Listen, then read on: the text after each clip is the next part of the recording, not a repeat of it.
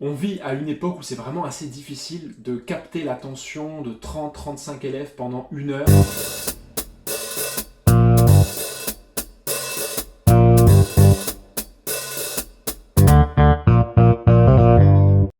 En fait, je suis passionné d'histoire depuis que je suis tout petit, quand j'étais enfant déjà, et quand on m'offrait des encyclopédies jeunesse, je dévorais juste les pages histoire.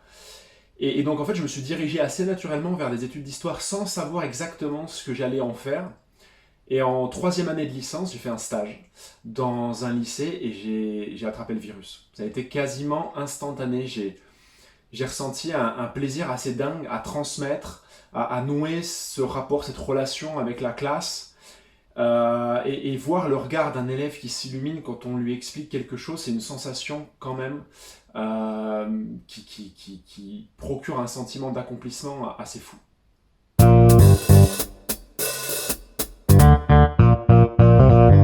Pour moi, le pédagogue, c'est celui qui va rendre une connaissance, un propos clair, qui va réussir à lui donner du sens. Donc moi, mes cours, c'est vrai que je les structure beaucoup, ils sont hyper organisés, peut-être un peu trop organisés, mais je crois vraiment que permettre à l'élève de donner facilement du sens à ce qu'on est en train de travailler en classe, de pouvoir facilement comprendre où on veut en venir, c'est le meilleur moyen de lui permettre ensuite de s'approprier les connaissances en question et donc de s'émanciper intellectuellement. Parce qu'en fait, c'est ça ma vision de la pédagogie. Moi, je vise vraiment l'émancipation intellectuelle de mes élèves. Le but, c'est qu'ils puissent à terme penser par eux-mêmes.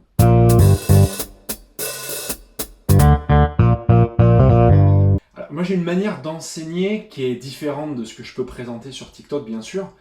Et en même temps, j'y mets vraiment souvent de l'humour. Je pense vraiment que l'humour, c'est une clé pour pouvoir transmettre plus facilement des connaissances. On vit à une époque où c'est vraiment assez difficile de capter l'attention de 30-35 élèves pendant une heure. Ils sont habitués à l'instantanéité du savoir grâce à YouTube, à Internet, etc. Et donc, il faut trouver des moyens comme ça de recapter l'attention des élèves qui pourraient ne pas écouter ou être perdus dans leurs pensées. Et l'humour, c'est un très très bon moyen d'y arriver. Et l'humour, en plus, ça permet d'ancrer les connaissances. Parce que les élèves qui vont avoir des difficultés de mémorisation vont pouvoir, grâce à une manière un petit peu différente d'avoir apporté telle ou telle connaissance à l'élève, ils vont pouvoir la remobiliser plus facilement.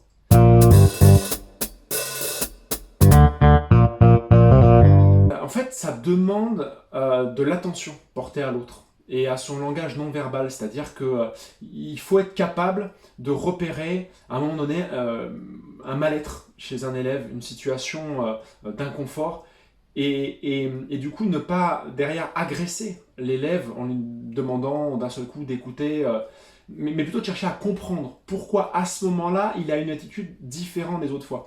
Ça ne veut pas dire bien sûr que voilà, si un élève est régulièrement gonflant ou parasite le cours, il faut le reprendre.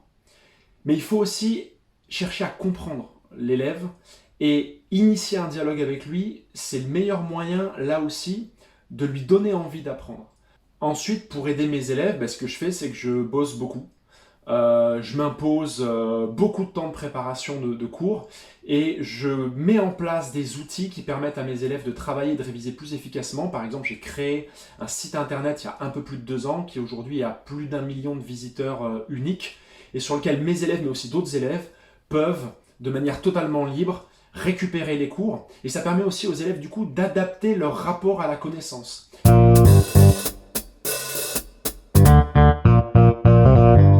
Répéter, répéter, répéter, répéter. Il faut faire des oraux le plus souvent possible. Moi, dans ma SP AGGSP, je fais faire entre 5 et 6 oraux à chaque élève dans l'année scolaire. Et c'est la clé, en fait. Ça peut être inné chez certains élèves, mais pour progresser, il faut vraiment lâcher prise et se confronter au regard de l'autre le plus souvent possible.